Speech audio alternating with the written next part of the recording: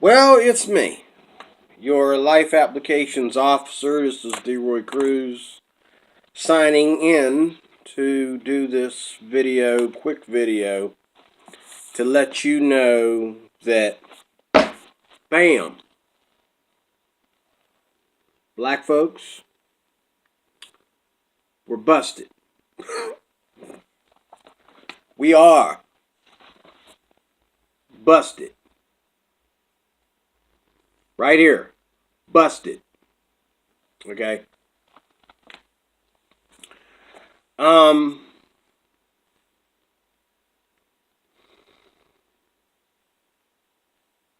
I do a lot of talking and mainly about the politics that I understand. Okay?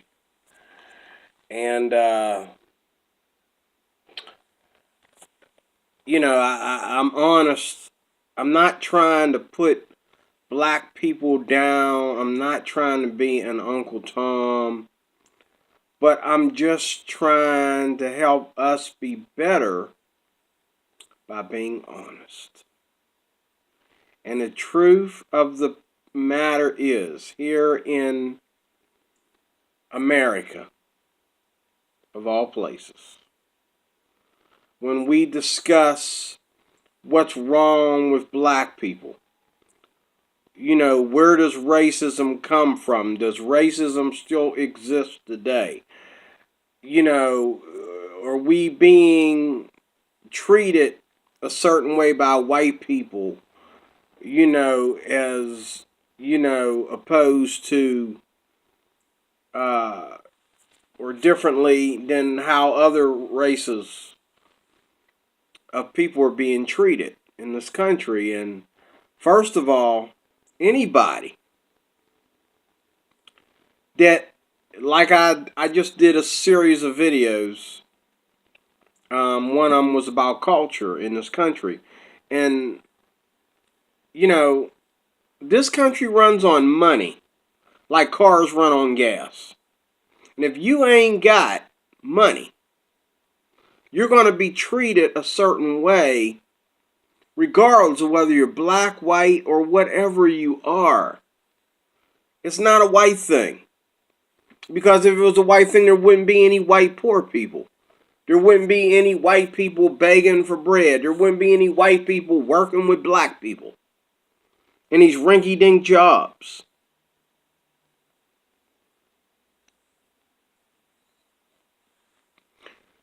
As an African American, I say a lot of stuff.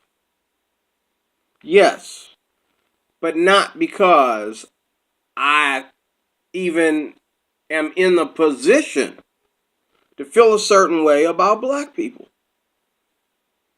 But I know, because first of all, I'm black. And everything from growing up in the Homewood section of Pittsburgh, okay, and dealing with schools like Peabody and Westinghouse, and then graduating school in a school like John A. Brashear, which is clearly out of the city of Pittsburgh, and then moving. As I set out on my own, I moved to New Kensington, PA. I watched my children and stepchildren all graduate from Valley High School, clearly out of the city of Pittsburgh, the inner urban city of Pittsburgh. And when you get outside of the inner urban cities of Pittsburgh, the urban towns and ghettos, the schools are different. The behavior of the children are different. Schools have more opportunities for the children.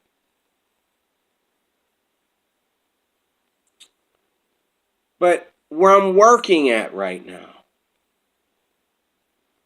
it doesn't take a courtroom to show you what's wrong with black people. It doesn't take for anybody to get arrested or shot.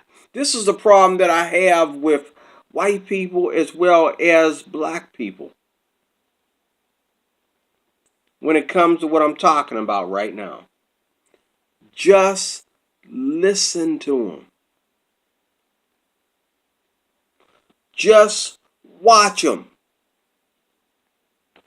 Just like I did a video recently about, I'm out there, doing my job, and this dude just starts talking. Saying, trying to, be, what do you call it? Trying to rip. Trying to cap, or however you want to call it. I'm doing my job. I'm sorry you don't have a job, brother. I'm doing my job. Why are you bothering me? Can't take the heat, get off the street. Dude, I'm not a cop. And the job that I'm doing is the easiest job anybody can do if you got a little bit of a head on your shoulders. There's nothing difficult about it. See them come, see them go. Open them up and let them in, and dismiss them and shut them down. How hard can it be? My goodness. A black man see another black man working. Okay? He got something nasty to say to a black man. Where's white supremacy in that, man?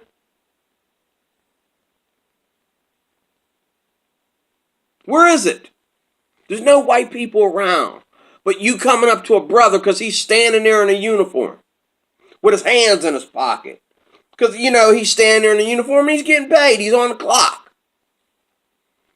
And come up to him and say stuff. Stupid stuff. Can't take the heat, get off the street. What are you talking about? And then, you got people every day that want to test me. White people never do this stuff to me. They never do this. But black people will come around and test me. Okay?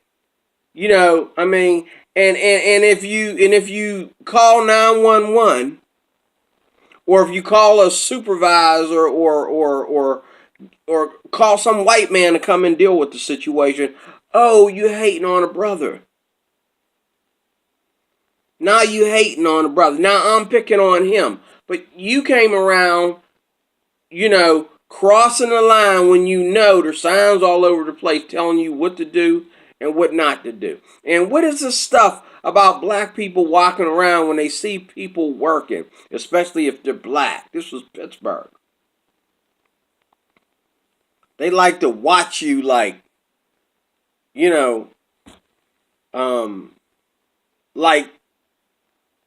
you're doing something wrong. It doesn't take, okay?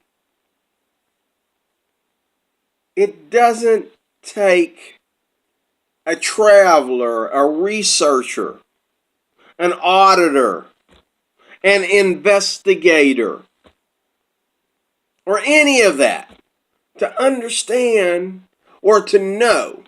You do need to understand, but to know that there's something crazy going on with black folks. And we're living in a time where black people are always having the race card in their purse or their pocket. Now, I know I'm sounding white, but it's the truth. They're always a race card, just like the other day I was talking, I was walking this one girl that works out at my job. I was walking her to her car. We were just, chatting, flirting, or whatever, And, I like black women, and so I was flirting with her. I was walking her to her car. And I said, I got to get out to the lot. You walking that way? She said, yeah. I says, okay. Because they need to see me. That's what I said. I said, they need to see me. And then she started saying some stuff, mumbling some stuff, and I know what it was. And I says, well, I need to see them too. But as far as them needing to see me, she felt that was, basically what she was saying was that, oh, that's like the way racist white people are. No, it's not. That's their job. These are my superiors. Whether they're black or white, they're my superiors. This is the client that I'm protecting. They need to see me see them. Why is that a racist thing? Why is that white people hating on black people? They need to know I'm doing my job. They need to know that they're protected when they're going through the lot. God. But it's always a racist thing.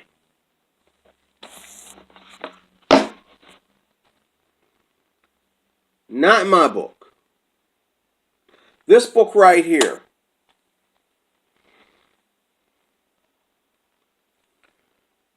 is the story of, what is his name? Geoffrey Canada,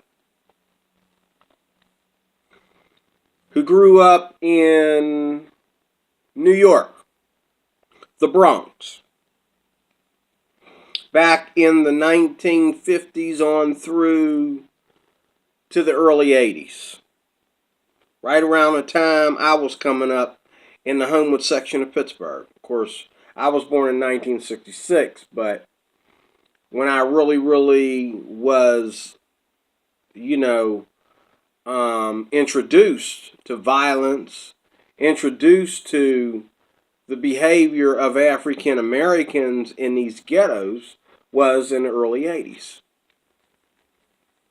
On through the time that I graduated high school. But Geoffrey Gregory grew up in Bronx. He might have mentioned the word white in this book one time. Okay? This book is about a time when blacks formed gangs. When you put them in neighborhoods all by themselves, and a lot of them were poor. A lot of them didn't have money. So this is when the gangs came out, And my Uncle Freddie, who just recently died, probably less than 5 years ago. Okay? He is familiar with the same kind of stuff going on right here in Pittsburgh that's going on in this book. This boy grew up as a young kid, moving from one ghetto to another. Okay? And I gotta admit, back at that time, white folks were more segregated. Okay? Now today, you got black folks trying to be more segregated. But anyway,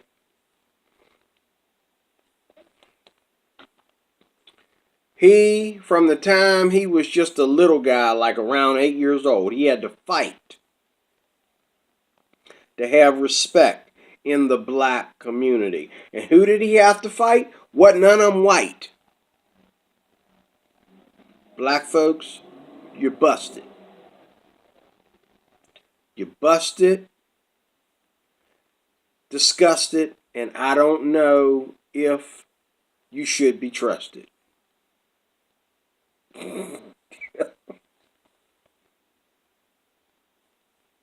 This book right here is the story of Geoffrey Canada. Fist, stick, knife, gun for 20 years of his life. From the time he was 8 years old to the time he was an adult. When he was just 8 years old, he had to fight and come home with a bloody nose and a bloody lip almost every night in order to get respect.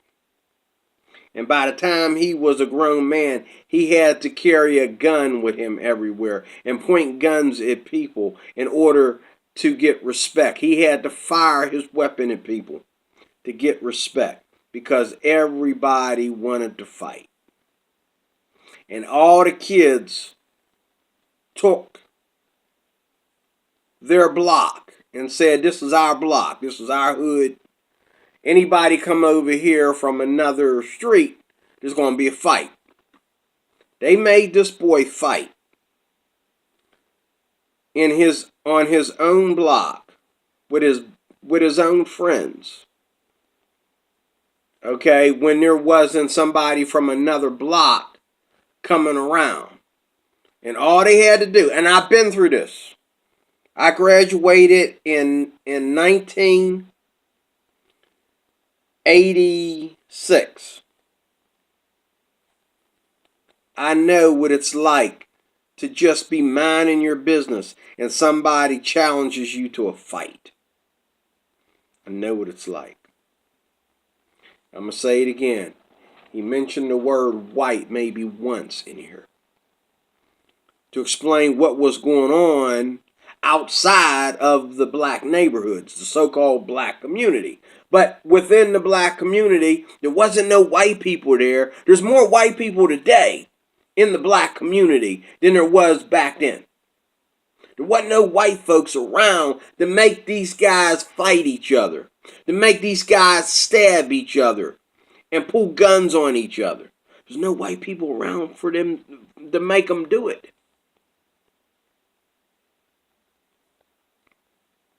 This boy grew up in violence. Fist, stick, knife, gun, a personal history of violence.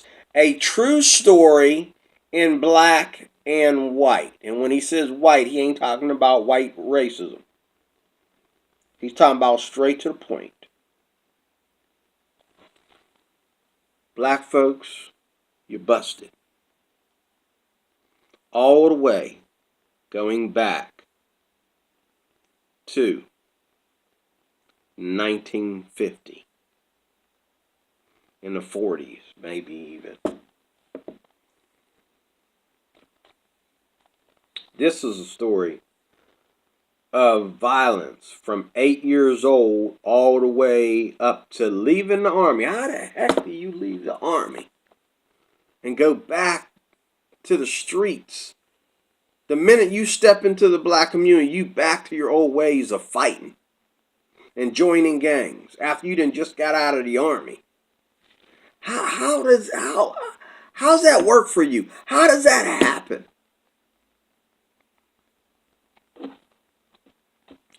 Dude is honest. Unless you're going to prove to me that he's lying. Black folks, you're busted. You're busted. This guy here makes Colin Flaherty look like the White Shadow. He really does.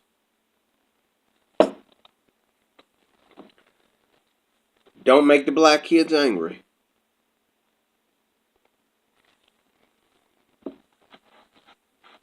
This one here, Fences, just came out. You can get it at any local video store. My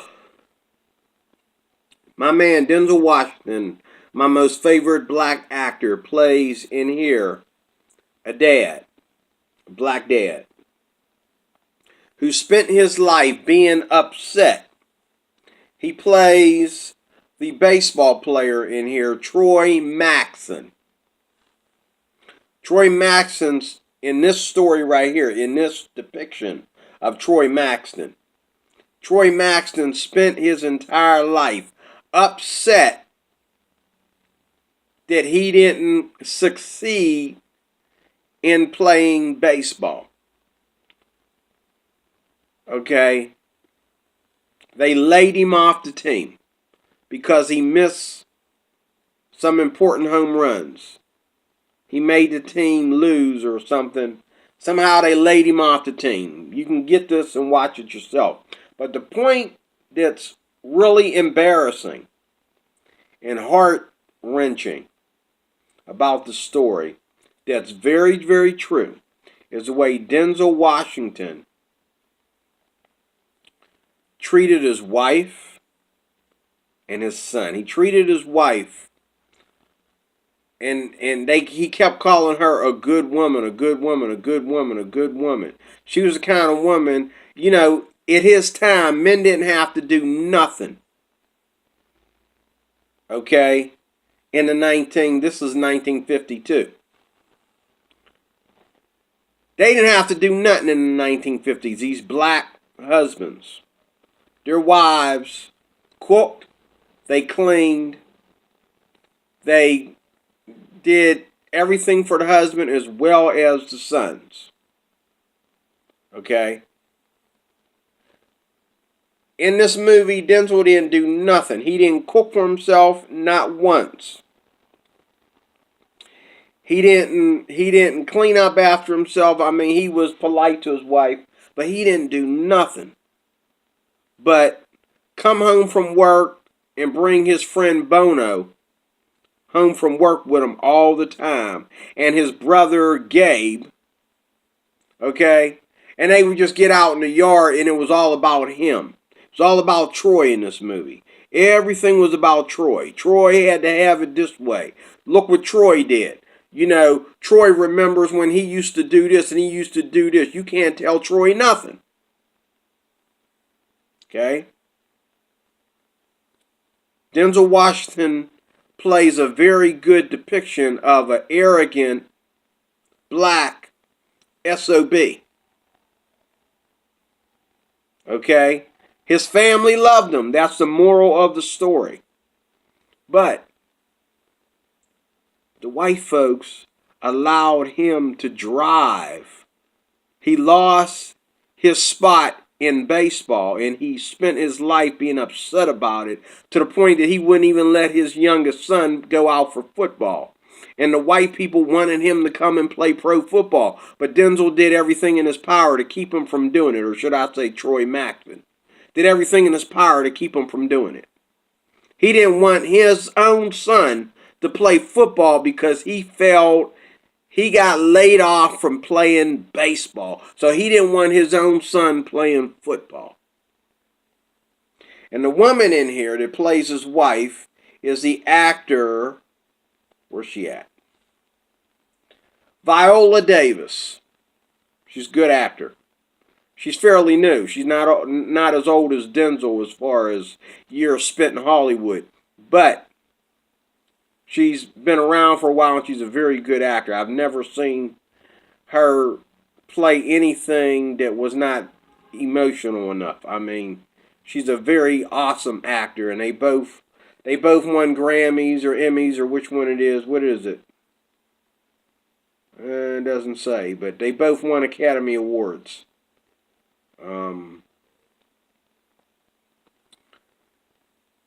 But the moral of this story is that Mr. Troy Maxson, who's played by Denzel, loved his family.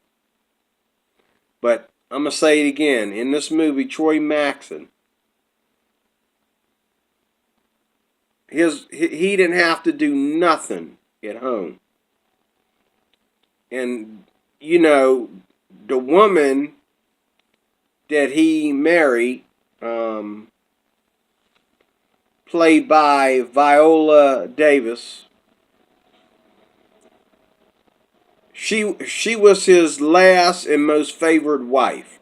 Denzel had been with other women before, and after telling the world, or should I say Troy Maxson, after Troy Maxson telling the whole wide world why he loves this woman so much, like the typical brother, like my own dad, he cheats on his wife. And then he goes and be honest with her about it. And thinks she's supposed to just go back in the kitchen and be a submissive wife.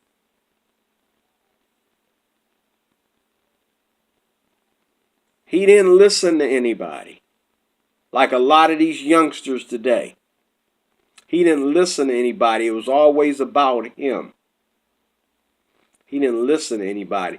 His relationships with his youngest son was in big trouble. It was a hot mess, to the point of fist fighting with his own son.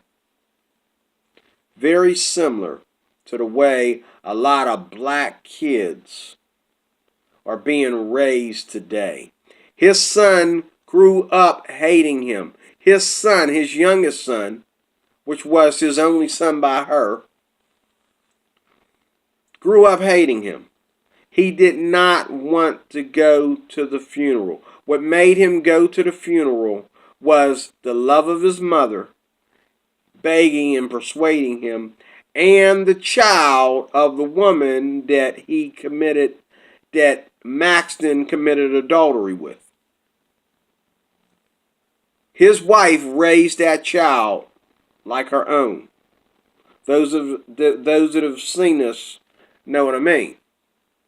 She raised a child. The child showed the youngest son that, he had a bad rap with his dad, but not everybody had a bad rap with his dad. But at the end, the moral of the story was they all loved him. He wanted to, as the movie says, fences. He wanted to keep everybody together, everybody in. That was the moral of the story. All that fighting and yelling and screaming, he was just trying to keep everybody together. His brother Gabe was mentally ill, and they kept putting him in homes. Okay? In institutions and stuff. And he was doing everything in his power to keep Gabe with his family. And when he got this woman that he was cheating with pregnant, he had his wife help him take care of the baby because the woman died during the pregnancy. So his wife ended up raising his daughter from another woman. A lot of this goes on in the black family today. The only difference is, even though Denzel, Troy Maxson, in this movie, was a hard father who didn't know how to talk to his sons right. He wouldn't go see his oldest son go out and play in the band. Never once went to go watch him play. His youngest son, he wouldn't go watch him play football. He wouldn't support him playing football. Again, he rebuked his son playing football because he didn't make it in baseball. And he felt that the white man was going to ruin his life and leave him with nothing if he went out and played football. He ended up leaving home at an early age. You'll find that in the movie. Him and Denzel, Troy Maxson, got into a fist fight, swinging bats at each other and everything else. And he left and he joined the Marines. He came back when he died, when Maxton died. His youngest son came back as a proud Marine who didn't even want to go to his funeral. He didn't come to pay his respects to his father. He came to pay his respects to his mama because he knew his mama loved him. And she might be the only one that had respect for him. But he found out when he got there that his big brother, who didn't get treated any better by Dad, loved Dad with all his heart. And the new baby, the youngest one of all of them, the half child, loved him with all her heart. And his wife, okay, who that whole thing where, he committed adultery against her. They never aired that out. They never fixed that. All she did was forgive him. But they never resolved it. but she loved him with all her heart.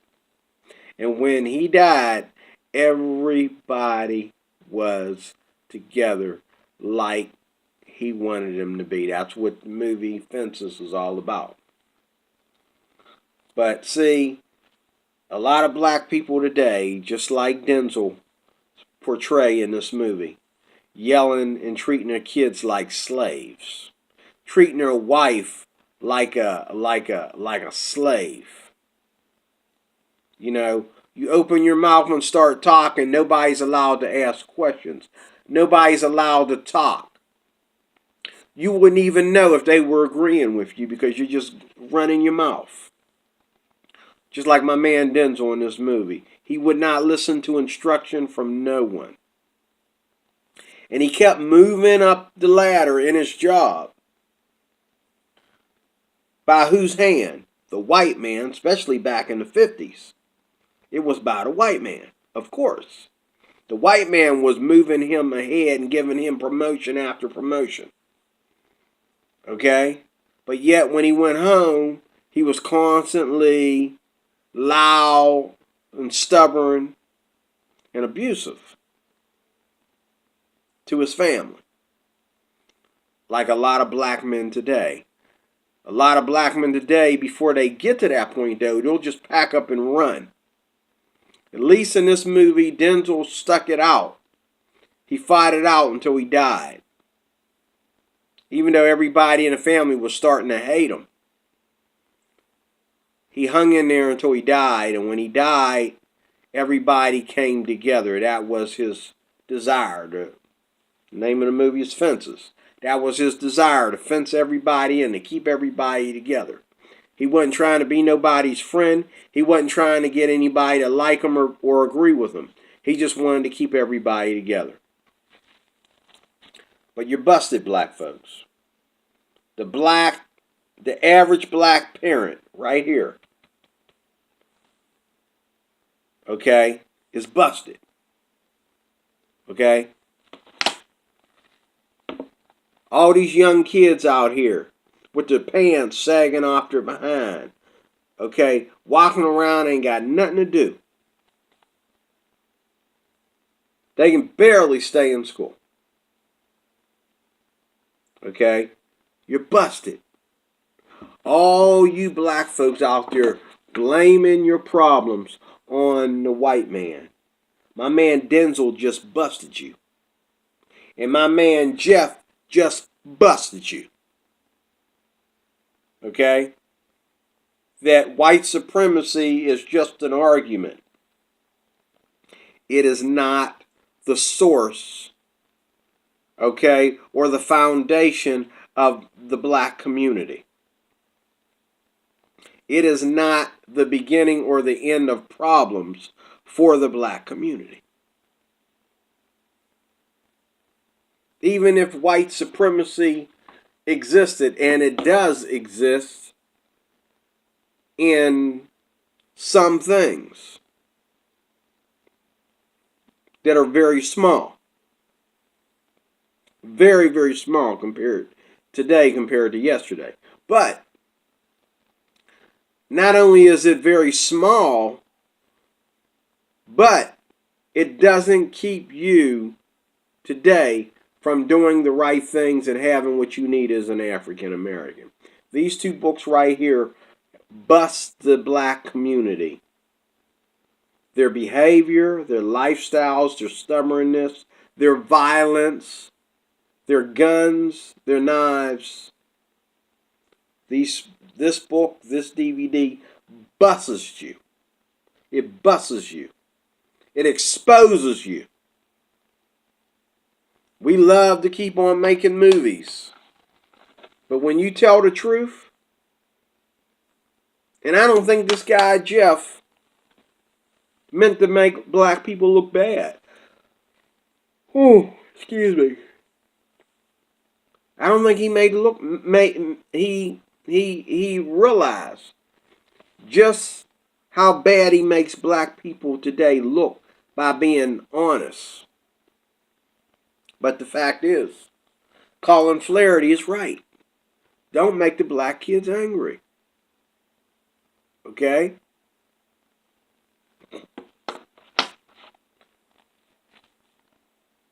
All you got to do is walk outside your house, according to Geoffrey Canada, back in the 1950s through the 1970s. All you got to do is walk outside your house.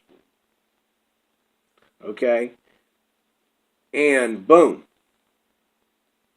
you better be ready to fight. You better be ready to defend yourself. You better be ready to protect your family. Because black folks, like I said, wasn't no white folks around. This was in black communities linked to other black communities.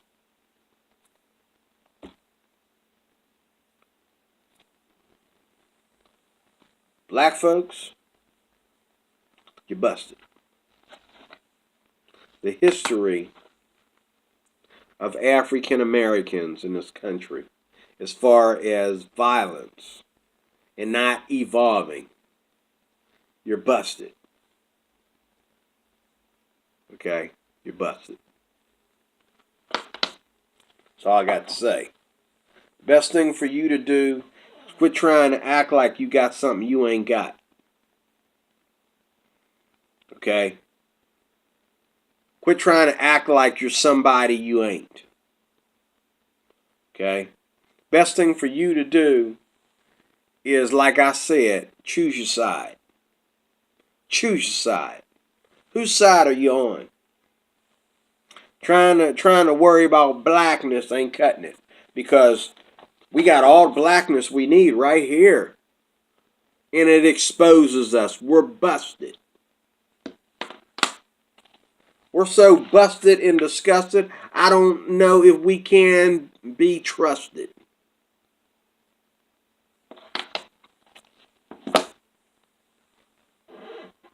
Best thing for you to do, black folks, is pick your side. Be loyal. Okay? And worry about your liberty. And worry about your bettering yourself. Okay?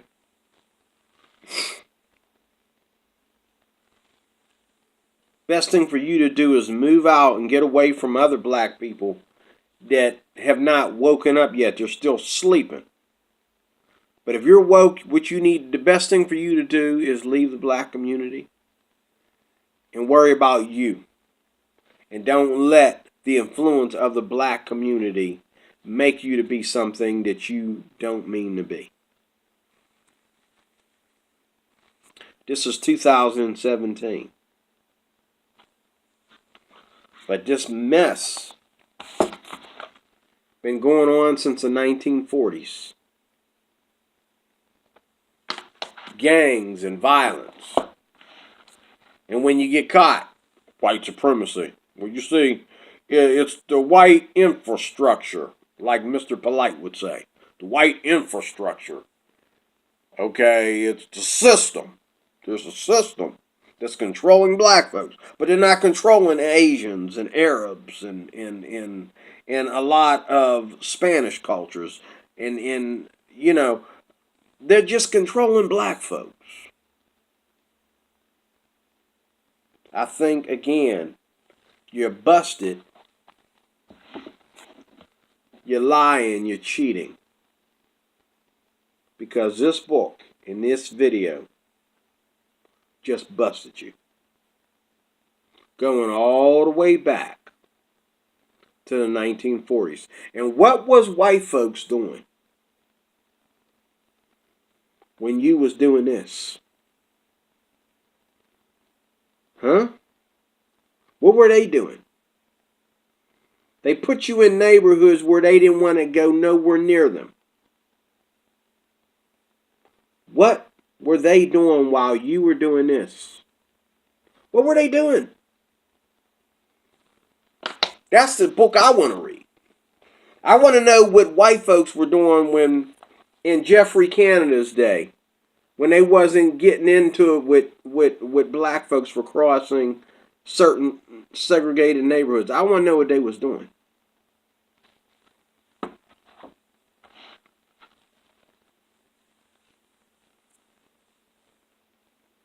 And I read a book very similar to this by Will Einstein about when he first moved into Chicago, I think it was. Long before black folks moved in. But not anything this bad. Black folks, how much more literature telling the truth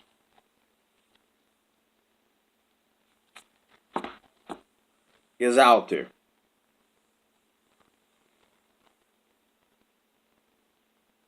Every time we go back in time to history, busted, disgusted, and can't be trusted. Busted, disgusted, and can't be trusted. Busted, disgusted, and can't be trusted. I thank God for the people, black and white, that trust me, despite of those that will tell the truth of what we created in the black community. And we are responsible for letting that shift down from one generation to another. And when we're busted and disgusted and can't be trusted, we want to call it white supremacy. We want to say it's white man's fault.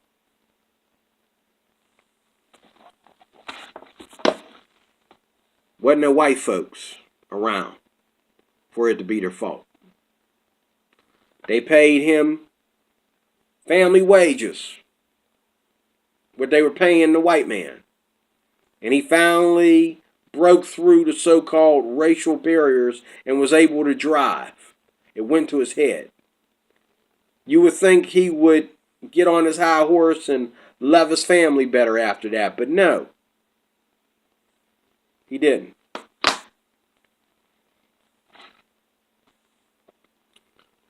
Are we still fist, stick, knife, and gun today?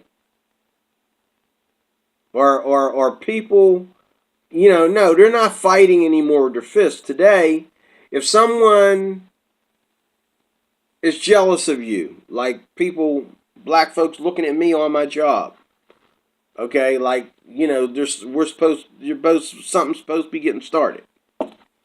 But if people don't like you today, or that you said something they didn't like, or you believe in something they don't believe in, or you got too many white friends, or you got a nice white girlfriend, or whatever, they'll skip the fist, stick, and knife and just shoot you.